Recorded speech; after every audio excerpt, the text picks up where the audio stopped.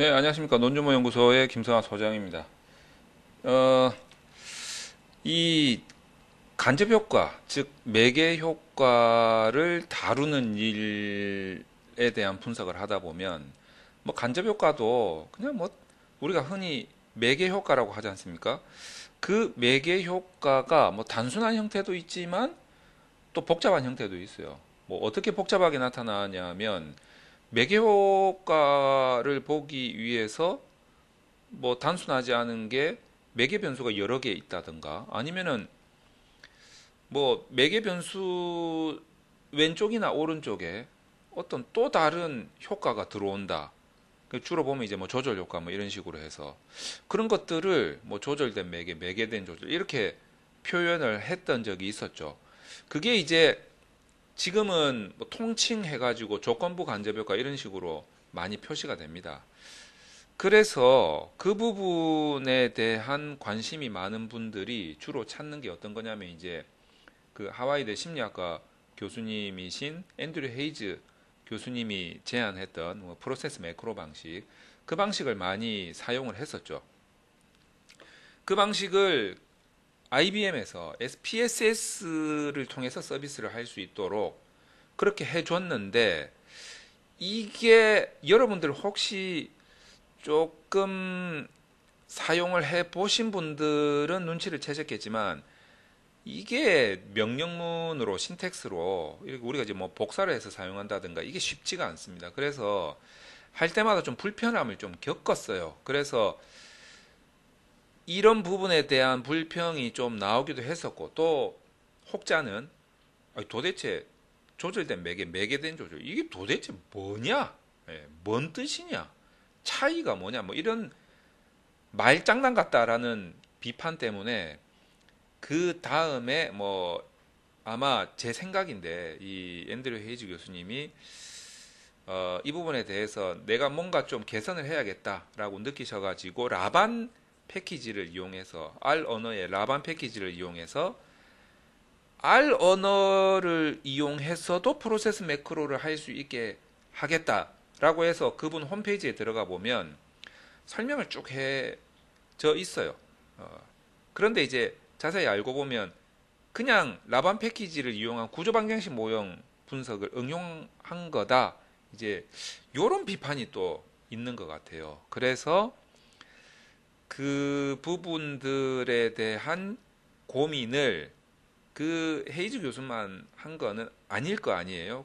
다른 분들도 나름대로 이제 고민을 해서 그 결과물로 이 자모비를 통해서 미디에이션 모델, 좀 복잡한 미디에이션 모델을 할 수 있게끔 개발을 해서 자모비를 통해서 서비스가 된 거죠. 자, 그래서 나온 게 뭐다? 바로 미드 모드 안에 있는 GLM 미디에이션 모델이다. 이거죠. 요거를 설명을 드리기 위해서 제가 이제 요즘에 매월 온라인 특강을 하고 있지 않습니까? 그 온라인 특강 중에서 이제 논문 통계 파트에 들어가게 되면 이 부분에 대한 설명보다는 주로 보면 이제 리그레션 모델에 들어가 가지고 회귀 분석을 하는데 우리 옛날에 1980년대 소위 말해서 퍼스널 컴퓨터 PC가 없었던 그 시절 슈퍼컴퓨터밖에 없었던 그 시절에 베이런 교수님과 케이니 교수님이 이 두 분이 이 회귀 모형을 이용해가지고 이용한다라기보다 응용이라고 해야 될까요? 응용해가지고 3단계 방식을 통해서 매개, 미디에이션이죠. 그리고 조절, 모더레이션이죠. 요 두 개를 할 수 있게끔 제안을 했어요. 예, 이 제안을 했는데 어떻게 보면 이제 요 두 개에 대한 구분이 사실상 공선성이다. 공선성이다. 이 두 개에 대한 3단계 방식의 구별의 기준을 보면 매개도 3단계가 있고 조절도 3단계가 있을 거 아니에요. 그러니까 이 단계를 보면 왜 이런 단계를 했지? 라는 것을 가만히 들여다보면 공선성의 원리를 이용한 게 드러납니다. 자, 그래서 베이런 앤 케니 교수님 덕분에 1980년대에 회귀 모형을 이용해 가지고 매개 조절 효과를 구분해서 분석할 수가 있었죠. 근데 이거는 사실상 회귀 분석 3번 해가지고 나온 결과를 그냥 논리적으로 해석한 거예요. 해석. 어떻게 해석할 기준이 뭔데? 공선성이라는 거죠. 자, 그런데 지금은 이제 PC가 있잖아요. 뭐 PC, 뭐 노트북, 여러분들 노트북 사양이 옛날에 슈퍼컴퓨터 못지않은 그런 사양을 가지고 있지 않습니까? 뭐 제 노트북도 마찬가지고. 그러니까 이런 노트북이 보편화된 현대 사회에서 누구나 다 컴퓨터로 분석을 할 수 있게 된 거죠. 이제 그 밑거름을 어떻게 보면 플랫폼인 거죠. 플랫폼을 이제 R 언어를 통한 자모비에서 해결을 했다. 물론 이제 그 전에 그 앤드류 헤이즈 교수님의 프로세스 매크로 방식, 뭐 지금도 많이 사용하고는 있지만, 그래서 그런 취지에서 R 언어를 이용한 자모비라는 프로그램에서 여기 보면 JAMM 이렇게 되어 있죠. JAMM이라고 되어 있습니다. 이게 뭐냐면 이게 자모비예요. 자모비 A가 뭐냐면 어드밴스드, 조금 진화했다 이거죠. 이게 이제 미디 8 모델이라고 해가지고 매개 모델이라는 좀 진화된 자모비를 통해서 진화된 매개 모델이다. 여기 있네요. 미디에이션 모델이네. 자, 그래서 이걸 가지고 어떻게 분석을 할 거냐 한번 제가 온라인 특강에서 이 부분을 다루지는 못했어요. 그래서 제가 이거를 유튜브에 강의를 올리겠다. 그래서 그거를 보면 여러분들이 이제 공부를 온라인 논문 통계 특강을 통해서 공부하신 게 유튜브에서 좀 보완이 될 거다라고 해서 이제 그 약속을 했어요. 제가 온라인 논문 통계 특강을 하면서. 그래서 그분들이 이제 이거를 보시면 그때 강의에서 했던 말이 이거구나 확실하게 이제 이해를 하실 수가 있겠죠. 자, 그래서 그 부분을 조금 한번 다뤄보도록 하겠습니다. 먼저 이제 요 그 모듈이죠, 모듈. 모듈을 다운로드를 받으셔야 되는데 이 모듈은 어디서 다운로드를 받냐면 제 화면을 약간 옮겨가지고 이 모듈 있잖아요, 모듈. 이 모듈 밑으로 좀 당겨야겠네. 모듈을 눌러가지고 여기 자모비 라이브러리라고 있습니다. 이 자모비 라이브러리를 탁 누르면 두 개를 다운로드 받으셔야 되는데 하나는 미드 모드고 또 하나는 그 JAMM이라는 거 두 개를 다운로드 받으셔야 돼요. 자모비 라이브러리 이렇게 눌러보면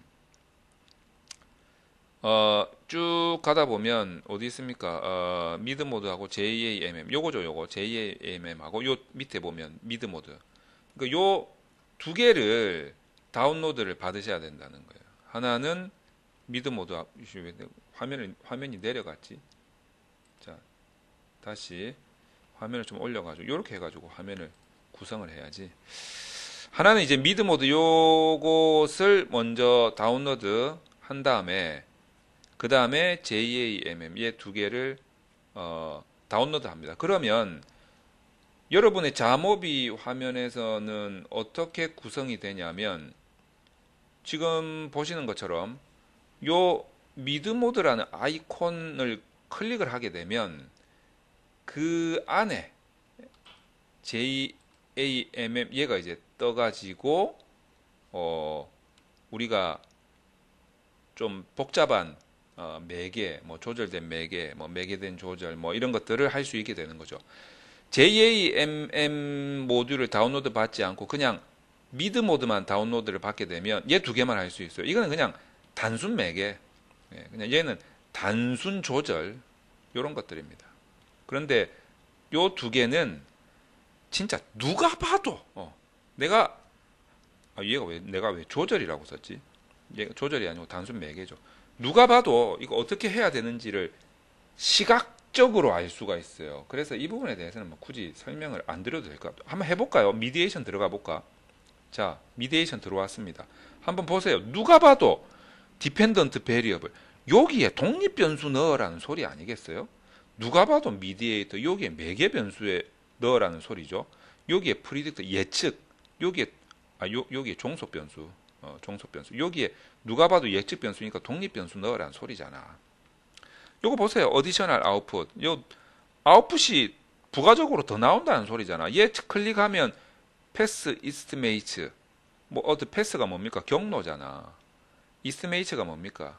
이게 그 추정치. 그러니까 무슨 값들이 나오겠다 이거죠. 요 플랫이잖아. 요거 누르면 누가 봐도 그림 나오겠다 이거 아닙니까? 그러니까 요런 것들이 상당히 시각적이에요. 그래서 굳이 설명을 안 해도 여러분들이 충분히 풀 수가 있다. 모더레이션 한번 볼까요? 요거는 이제 제가 전에 한번 조절 효과 그래프 정말 쉽게 그릴 수 있다라고 하면서 설명을 드린 적이 있죠. 요거 한번 테스트로 해볼게요. 자, 독립 변수 프리딕터에 집어넣고 저기 조절 변수 어디 갔습니까? 조절 변수 모더레이터 집어넣고 종속 변수 자 디펜던트 베리어블스 집어넣으면 누가 봐도 모더레이션 효과 여기 나오잖아요. 상호작용 효과 이스티메이트 딱 누르니까 여기 뭡니까?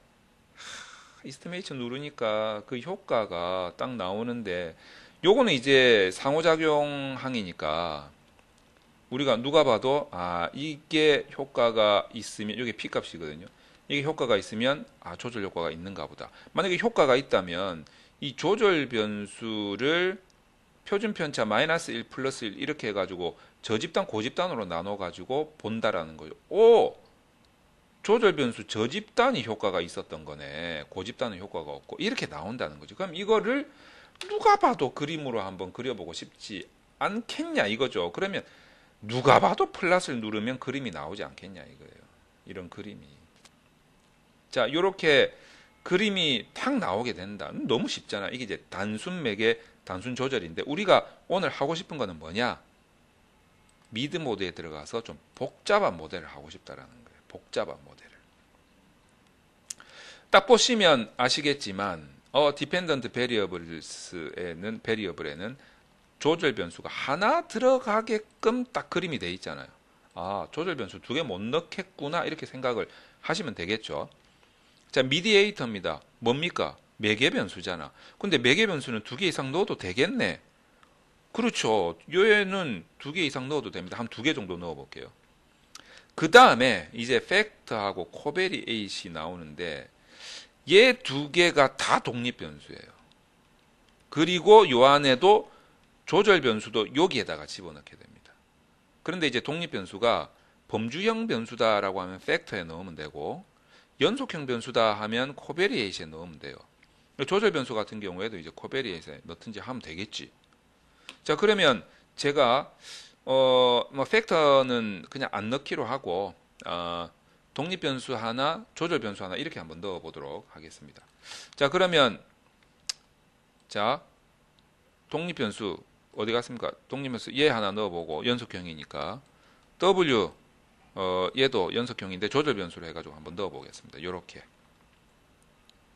자, 그러면 이제 그림이 어떻게 나왔냐면 여기 보시면 조절 변수인데 지금 내가 원하는 건 어떤 그림이냐면 얘가 없고 그리고 이게 지금 독립 변수에서 매개 변수로 이렇게 하나 가고 있고 단순 매개 그리고 요렇게 하나 가고 있단 말이에요. 얘는 이제 조절 변수니까 나는 그림에 안 나오게 하고 싶은 거지. 근데 MA1하고 MA2가 지금 얘도 단순 매개 효과를 가지고 얘도 단순 매개 효과를 가지고 있단 말이에요. 그러니까 단순 매개 두 개 이런 구조를 무슨 구조라고 한다? 그러니까 다중 매개 또는 변수가 매개 변수가 두 개니까 이중 매개가 되겠죠. 다중 매개인데 매개 변수가 두 개니까 이중 매개라고 할 수 있고 이 매개 변수 간에 연결이 안 되어 있어요. 따로 놀고 있잖아. 이거를 무슨 구조라고 한다? 병렬식이라고 하죠. 병렬 구조라고 하죠. 근데 내가 원하는 거는 직렬 구조를 원한다는 거죠. 그것도 화살표가 요렇게 연결이 되게 하고 싶다라는 거예요. 거기에 이 WA가 조절 변수로 요 경로에 이런 경로에 조절 효과가 들어가게 하고 싶은 거예요. 그러면 이제 얘를 어떻게 모델링을 할 거냐 이거지. 자, 그러면 제일 처음에 WA를 좀 없애봅시다. WA를 지금 얘가 지금 독립변수로 잡혀있기 때문에 얘를 좀 없애보자. 그러면 미디에이션 모델로 지금 들어가 있잖아요. WA가. 그래서 미디에이션 모델에 지금 들어가 있기 때문에 그림이 요 딱으로 나온 거지. 그래서 WA를 미디에이션 모델에서 뺄 겁니다. 자, 여기서도 빼고, 자, 밑에서도 빼고.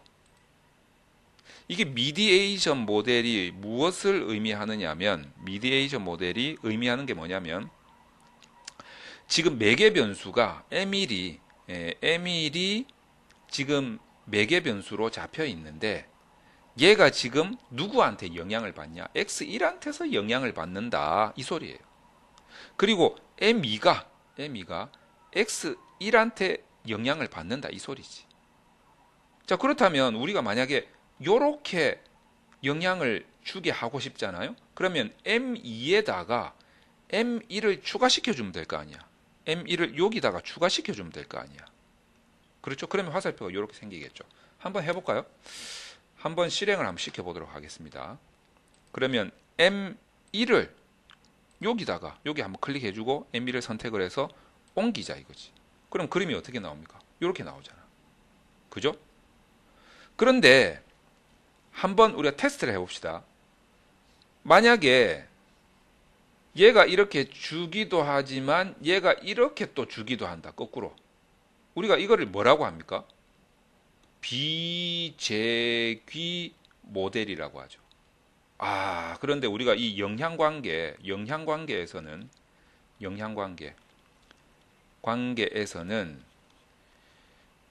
이 변수들 간의 재귀 모델이어야 한단 말이에요. 재귀 모델. 다시 말해서 인과관계여야 한다는 거지. 하나가 원인이면 하나가 결과여야 한다는 거지. 하나가 원인이면서 결과고 얘도 원인이면서 결과고 이게 재귀가 아니다. 비재귀 모델이라고 하는데 비재귀 모델은 영향관계에서 성립할 수가 있어. 그거는 네트워크지. 그건 네트워크 분석하자는 소리고. 자, 그런데 만약에 설정은 할 수 있을 거 아니냐 이거지. 그럼 설정을 한번 해봅시다. 어떤 현상이 일어나는지. 자, M1에도 영향을 미치는 비재귀 모델이다. 라고 하면 어떤 현상이 일어나느냐. 아, 여기 보십시오. 제가 이게 정록 세계학이라서 색깔은 잘 모르는데 저는 이제 파란색으로 보이는데 이걸 보라색이라고 하더라고요. 설명에 그렇게 되어 있습니다. 보라색. 보라색이 나오면 이렇게 하지 말라는 뜻이에요. 모델링을 하다가 여러분 모델링 하다가 보라색이 나오잖아요. 그럼 이렇게 하지 마라 이 소리예요. 그러니까 여러분들은 보라색이 나왔거든. 내가 지금 이렇게 하면 안 되는구나 라고 생각을 하시면 됩니다. 자, 그러면 M2는 이제 다시 옮겨주고 자, 직렬 구조로 만들어 가지고 분석을 하는데 W가 조절 효과로 들어가야 되잖아요. 그러니까 자, W를 조절 변수로 넣으려면 일단 W는 독립 변수이어야 해요. 그래서 코베리에잇에 들어가 있죠. 그런 상태에서 모더레이터를 누릅니다. 자, 그러면 여기에 지금 WA가 있잖아요. 이 WA가 지금 M1과 관련된 M2라고 관련된 경로들 어떤 게 있습니까? 뭐 여기라든지 요 경로라든지 뭐 요 경로 M이라고 관련돼 있죠. 근데 요렇게 가는 측면에서 보면 여기도 관련이 돼 있죠. M1하고 관련된 경로에서 뭔가 조절을 일으키느냐라는 거를 보려면 얘를 여기다 집어넣으면 돼. 자, 그런데 그게 아니라 M2하고 관련된 얘하고 관련된 그러니까 얘가 되고 얘도 되고 얘도 되고 뭐 대충 그렇지 않습니까? 얘도 되나? 하여튼 뭐 그렇게 되면 얘를 여기다가 집어넣으면 돼. 다 하고 싶다 그러면 다 집어넣으면 되겠죠. 자, 그러면 한번 경로를 한번 지정해 보도록 하겠습니다. M1에다가 한번 넣어 볼게요. 얘를 여기다가 탁 집어넣으면 보시다시피 이렇게 되는 거예요. M1하고 관련된 경로에 다 들어가는 거예요. M1하고 관련된 경로에. 자, 여기에서 내가 만약에 자, 여기 보면 풀 모델이 있어요. 자, 풀 모델에서 내가 만약에 어딥니까? 자, 얘는 빼고 싶다 이거지. 얘는 빼고 싶다. 얘는 빼고 싶다. M2하고 W, MA2하고 WA1이니까 요 경로죠. 요 경로. 얘는 빼고 싶다라고 한다면 그러면 얘를 선택을 해가지고 빼버리면 자, 그 경로가 싹 없어지죠. 자, 이런 식으로 자기가 모델링을 하는 겁니다. 모델링을 이런 식으로 해서 나온 결과를 여기서 보면 우선 그 기본적으로는 뭐 얘부터 봐야 되죠. 모델 정보부터, 모델 인포부터 봐야 되는데, 자, 미디에이터 모델은 뭐가 있습니까? M1이, M2가 미디에이터 모델이죠. 자, 그 다음에 풀 모델, 전체 모델은 이 전체, 어떻게 보면 얘가 총효과가 되는 거죠. 총효과. 자, 우리는 이런 모델이 있다. 그 다음에 총효과는 이거고, 인다이렉트 이펙트, 간접 효과는 3개가 나온다 이거죠. 우리가 직렬 구조니까 단순 매개 하나, M1의 단순 매개 하나, M2의 단순 매개 하나, 그 다음에 M1과 M2의 한 쿠션, 투 쿠션, 쓰리 쿠션, 이중 매개, 직렬 구조 매개 효과 하나. 자, 이렇게 나온다는 거를 우리가 정보를 좀 알고 들어가야 되고, 그 다음에 이제 그림은 이렇게 하면 되고요. 자, 그 다음에 이제 여기서 효과들을 한번 보면, 자, 여기에서는 먼저 상호작용 효과가 나오는 거죠. 모더레이션 이펙트, 조절 효과가 나오는 거죠. 조절 효과. 그러면 상호작용 효과들이 요렇게 나오기 시작합니다. 자, 이 효과들이 의미가 있느냐? 여기 지금 다 안 나오네, 그림이. 그러면 얘를 화살표를 눌렀다가 그 다음에 그림을 이렇게 좀 당겨 가지고 보도록 하죠. 자, 이 상태에서 보면 잘 보이죠? 자, 여기서 가만히 보면 얘는 이제 조절 효과였고, 얘가 이 조절 효과가 보면은 P 값이 보면 다 0.05보다 크네요. 자, 가끔 가다가 이제 뭐 요런 용어에 대해서 질문을 하는데, Z 값이 뭐냐? 여기 이제 T 값인데 우리가 컴퓨터로 이렇게 풀었을 때 이 T 대신 Z 값이라고 나옵니다. 근데 여러분들은 이게 똑같다고 생각하시면 돼요. 그 다음에 로우어 어퍼, 이거는 이제 95% 신뢰 구간, 컨피던스 인터벌, CI를 말하는 거죠. 이 부호가 같아야 됩니다. 근데 부호가 다르잖아. 그러니까 P 값이 0.05보다 커지는 거지. 이 부호가 이제 로우어 어퍼, 그러니까 0을 기준으로 해가지고 계속 한쪽에서만 결과가 나와야 된다 이거예요. 그게 뭐 음수든 양수든, 얘가 로우어 어퍼 이렇게 되는 거죠. 그러니까 한 번이라도 왔다가 갔다가 이러면 안 된다. 뭐 이렇게 보시면 되겠습니다. 일관성 뭐 이렇게 생각을 하시면 될 것 같아요. 자, 그리고 그 다음에 이제 요 밑에 보면 요 다시 이쪽으로 당겨야겠네. 자, 요 밑에 보면 요것들은 분리를 한 거죠. 이 평균에서 하나 작은 거, 평균에서 큰 거, 뭐 이런 식으로 분리를 했는데, 자, 여러분들은 이제 여기서 뭘 보면 되냐면, 얘네들은 아까 위에서 조절 효과 봤으니까 볼 필요 없고, 얘네들 볼 필요 없고, 전체에 대한 것을 보면 되겠죠. 여기 이제 인다이렉트 효과, 이렇게 나와 있습니다. 자, 그 다음에 이제 요거는 직접 효과죠. 컴포넌트, 직접 효과들. 그 다음에 요 독립변수가 종속변수로 가는 다이렉트, 그 다음에 총효과. 자, 요렇게 나오게 되는 거죠. 자, 그리고 뭐 그렇게 이제 마치는 걸로. 그렇게 끝나는 것.